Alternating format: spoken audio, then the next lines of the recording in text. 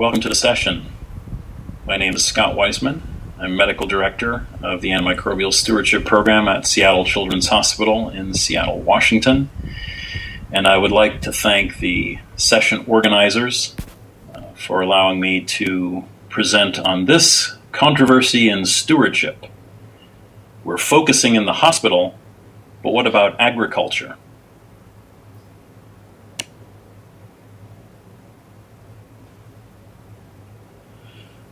I have no relevant financial disclosures to share.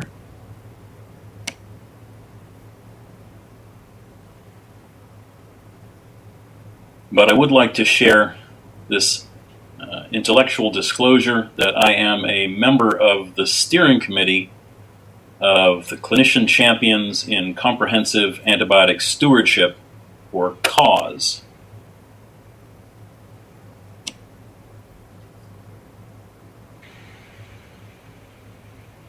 The CAUSE Collaborative is a joint committee of Healthcare Without Harm, the Pediatric Infectious Diseases Society, the SHARPS Collaborative, and U.S. Public Interest Research Group, or PIRG. I have been tasked with two learning objectives. The first is to list the current rate of antibiotic use occurring in the agriculture industry. And the second is to describe the national policies in place to improve the use of antibiotics in the agriculture industry. So let's get right to this first objective.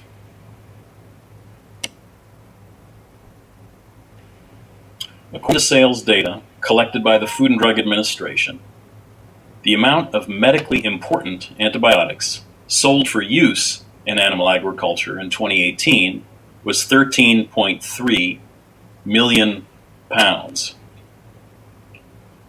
There are a few phrases that are bolded here, and I'd like to just take a moment to unpack each one of them. The first thing to understand is that the United States lacks a system to collect comprehensive data from farms and feedlots on their actual use of antibiotics. What is being given to which animal and for how long? So sales data is really the best available proxy that we have.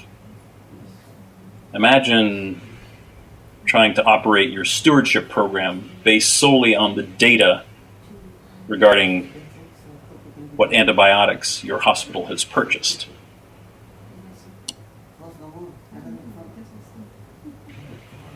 There is this term, medically important antibiotics. This corresponds to the classes of agents that are actually used in human medicine. And of these, the tetracyclines and the macrolides account for about 75% of the medically important antibiotics used in agriculture. Now, excluded from this category are the ionophores, which are also important tools of infection prevention in agriculture. And the main agents here are used to prevent coccidiosis.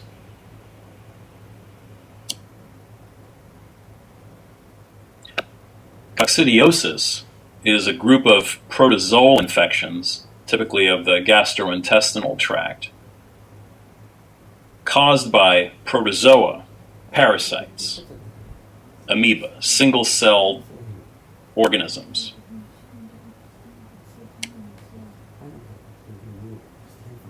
Not to be confused with coccidiomycosis, valley fever, desert fever, the endemic mycosis caused by dimorphic fungi.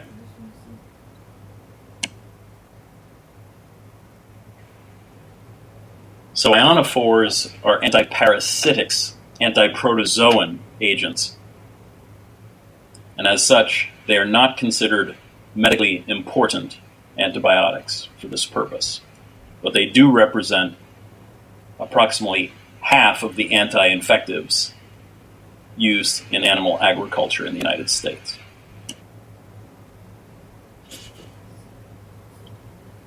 And this figure, 13.3 million pounds of medically important antibiotics being sold for use in animal agriculture, certainly well exceeds the volume of antibiotics sold for human medical use, and much has been made of the relative numbers, with antibiotics sold for animal agriculture being estimated at anywhere from 2/3 to 4/5 of all antibiotics sold in the US. But these direct comparisons are complicated, and it's not clear how useful they are given significant differences in the number of individuals treated and differences in weight of individuals treated when one considers, for example, some 9 billion chickens and some 35 million beef cattle being raised for food purposes in the United States every year.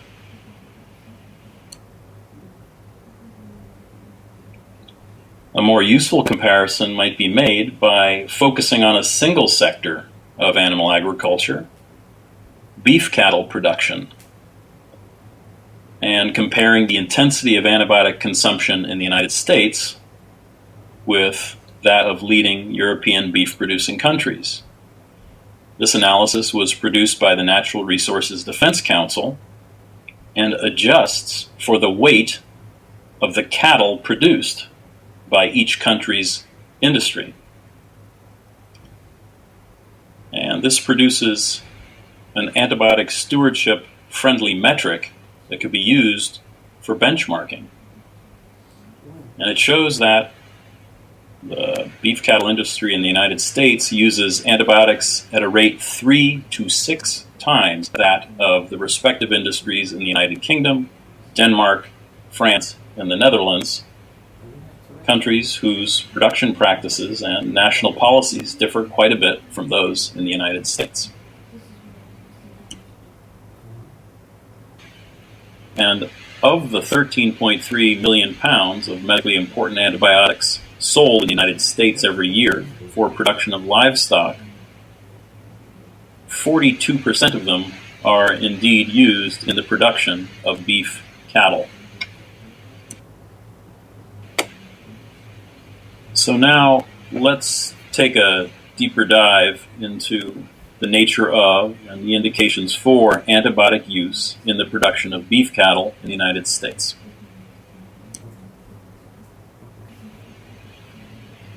I'm going to show you an information-packed graphic put together by Food Animal Concerns Trust, or FACT, based on feedlot survey data collected in 2016 by USDA.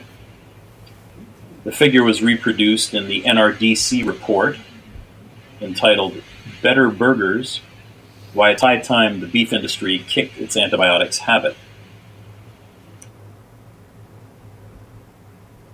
So this is one of these newfangled modified bar graphs with a segmented bar on the left and on the right, and in the middle a colored representation of the associations between the categories in the two bars. The bar on the left shows the relative frequency of use of 5 different antibiotic regimens in cattle feed, and the bar on the right shows the relative frequency of indications for which antibiotics are used in cattle feed. The first main association you see is between chlortetracycline and respiratory indications. In this case, this is the prevention or treatment of shipping fever, or bovine respiratory disease, which typically affects calves after they've been weaned from their mothers and shipped to the feedlot.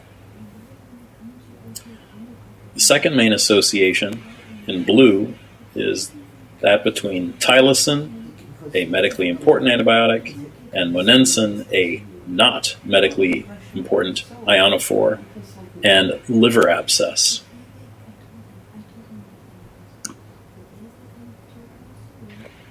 This is tylosin, or Tylan, produced by Elanco, which is now a division of Eli Lilly. You can see on the box that it's labeled for the treatment of cattle diseases such as pneumonia and shipping fever. But on the label on the bottle, it reads For the reduction of incidence of liver abscesses, feed continuously at 8 to 10 grams tylosin per ton of complete feed.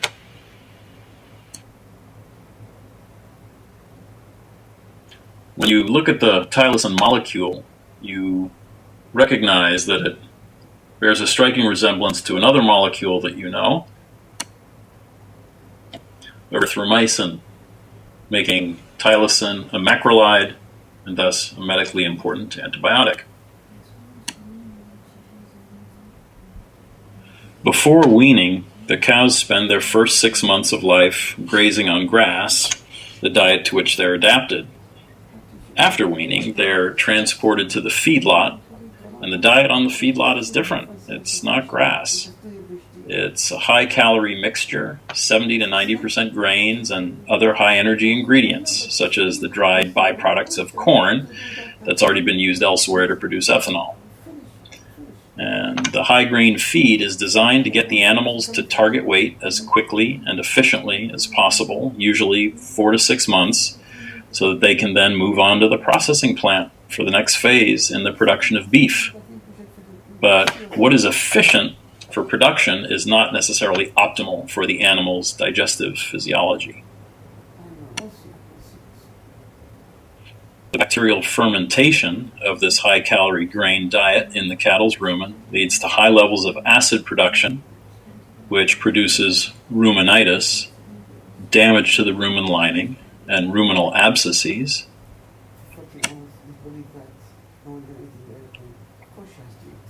This damage to the rumen lining leads to bacterial translocation into the portal venous circulation and bacterial emboli that can travel to the liver and produce abscesses. The leading pathogen in cattle liver abscess, Fusobacterium necrophorum. Although the detection of abscesses by inspectors in the production plant can lead to condemnation of liver and related products, that's really a minor impact. The major threat of liver abscesses to production is the impact on the overall health of the animal and thus the efficiency of weight gain, which is the main driver of profitability. In the final weeks on the feedlot, antibiotics are withdrawn from the feed so that no antibiotic residues appear in the final product. That is federal law. So remember that there's really no meaning to the phrase antibiotic-free meat. It should all be antibiotic-free, however it's produced. But at the feedlots where antibiotics are part of the diet, cattle commensal bacteria are shaped and selected by prolonged low-level dietary antibiotic exposure, and the bacteria are released into the environment as high volumes of biologically active waste that can contaminate soil and surface water, potentially containing antibiotic-resistant bacteria. Alternatively, manure may be repurposed as fertilizer and then enter the chain of production of produce. Or at the slaughterhouse, the waste can contaminate the meat during processing and end up accompanying the packaged retail meat products into the consumer's home. So the 13.3 million pounds of medically important antibiotics used in animal agriculture each year can have effects beyond the prevention of disease in the animals that are being reared for food. And that leads us to the second learning objective. Describe the national policies in place to improve the use of antibiotics in the agriculture industry.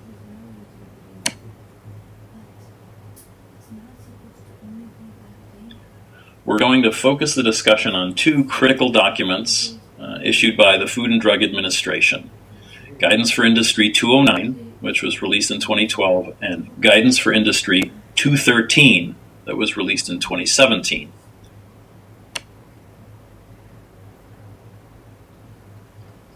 The industries being guided are the pharmaceutical industry that produces the antibiotics and the agriculture industry that produces animals for food.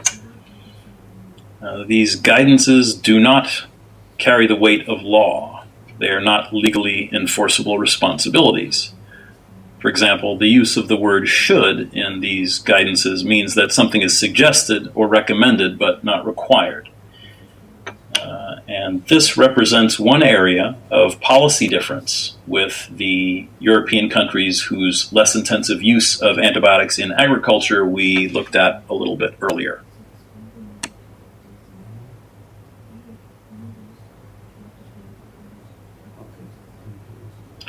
In aggregate, guidances 209 and 213 accomplished two things. First, they called for oversight of a licensed veterinarian whenever antibiotics were to be administered via animal feed and water. And second, they called for the removal from drug labels of growth promotion as an indication for use.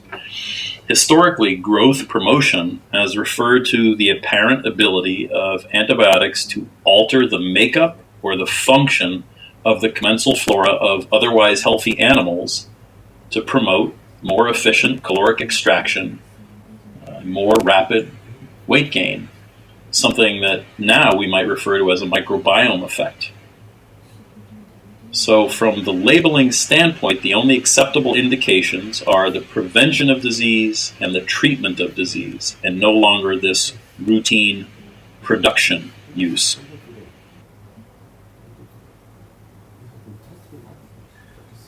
This is the fundamental challenge at the core of current industrial beef production. The high-grain diet doesn't work without antibiotics. So, is Tylosin for growth promotion or for disease prevention?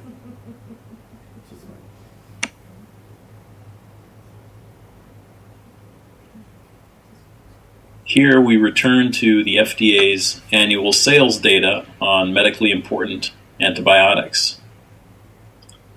From 2009 through 2015, we see steady, almost year-over-year increases in sales. In 2016, we see a drop, and then in 2017, an even more impressive drop, the year that Guidance for Industry 213 went into effect. And then in 2018, maybe the industry has adapted to the shock and we see sales starting to creep up. But there's more to the story.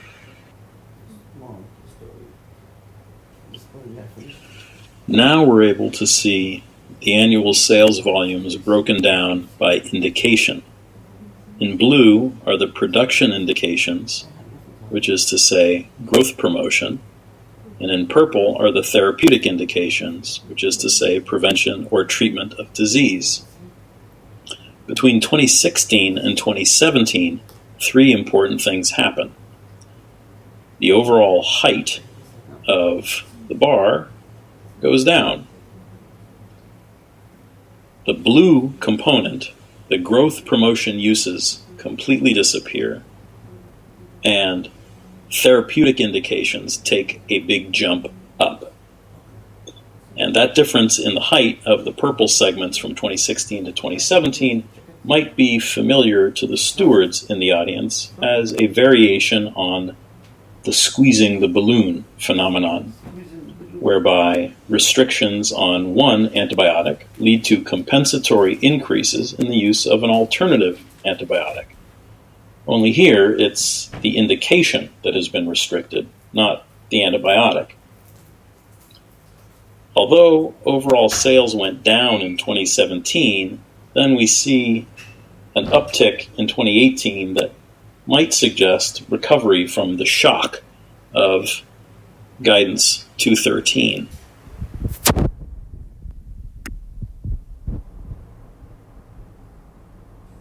So we focused most of the talk on the cattle sector of animal agriculture.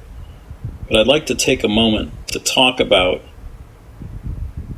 chicken.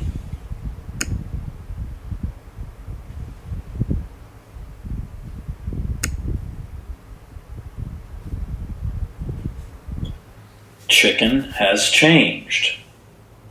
Led by Purdue, production methods have been redesigned throughout the poultry sector, including reductions in animal density on farms, increased exposure to the outdoors and the sunlight, resulting in greater well-being and health of the animals, and yes, better tasting meat, all of which has made the routine use of antibiotics unnecessary. And you'll see here that rather than the phrase antibiotic-free meat, Purdue has trademarked the phrase no antibiotics ever.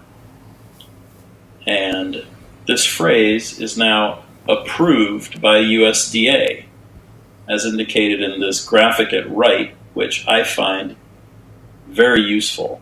I encourage you to look it up if you have ever been challenged in reading label claims on food. But no antibiotics ever is on par with raised without antibiotics, no antibiotics administered, and no added antibiotics.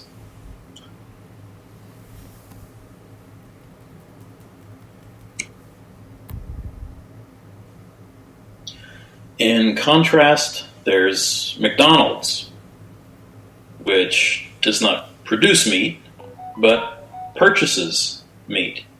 In fact, McDonald's is the biggest purchaser in the world of beef and pork and potatoes, lettuce, tomatoes, and the second biggest buyer of chicken after KFC. But like Purdue, McDonald's has responded proactively to changes in the marketplace, to changes in consumer preferences, by announcing goals for reductions in the routine use of antibiotics by the upstream suppliers of its meat. It did this first with chicken and then with beef. And when McDonald's talks, the entire beef industry listens.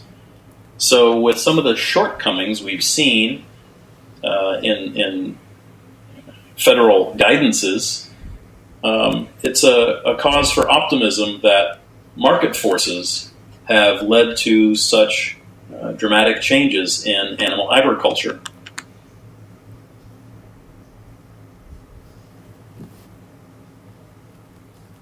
Perhaps the best thing that we can say about the beef available in McDonald's right now is that it's antibiotic-free.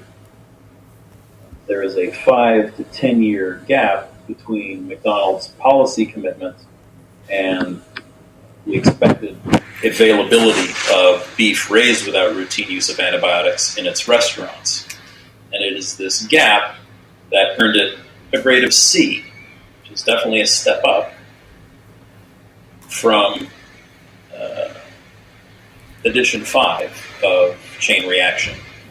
This is a remarkably informative and entertaining series of reports from U.S. Herd, NRDC, and Consumer Reports that will leave you a highly educated consumer of fast food.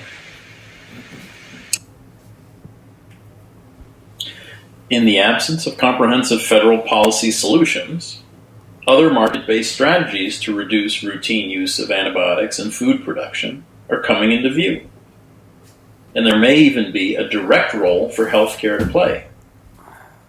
Hospitals feed large numbers of patients, families, visitors, and employees, and as such are large institutional purchasers of food.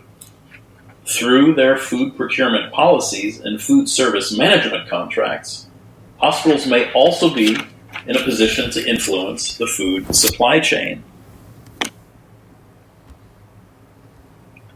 As one of the big three major food service companies in the healthcare food industry, Aramark was an early adopter of animal welfare policies and now routine antibiotic use reduction policies that will also influence food animal producers.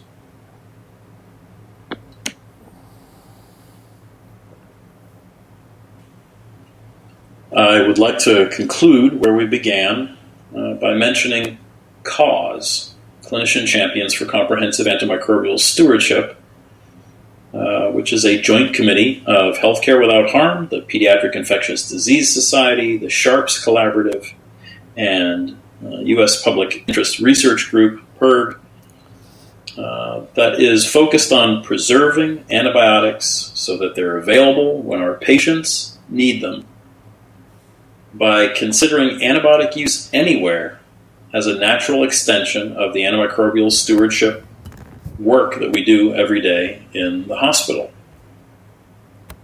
To learn more, preserveantibiotics.org.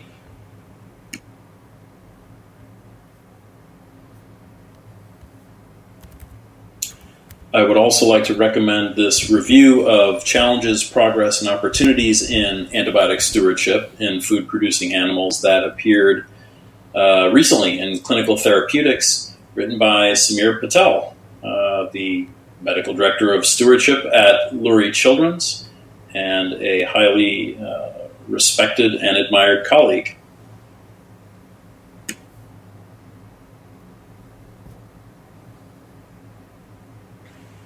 Finally, I have included a reference to a report that came up a number of times in the presentation. It makes nice partner reading with the chain reaction reports, but this one's called Better Burgers, Why It's High Time the U.S. Beef Industry Kicked Its Antibiotics Habit. Lots of data, lots of amazing background and history as to how we got where we are. And this one was put together by David Wallinga at NRDC, who, again, has done really tremendous work in this space and a voice that I'm always looking to on Twitter and elsewhere. And with that,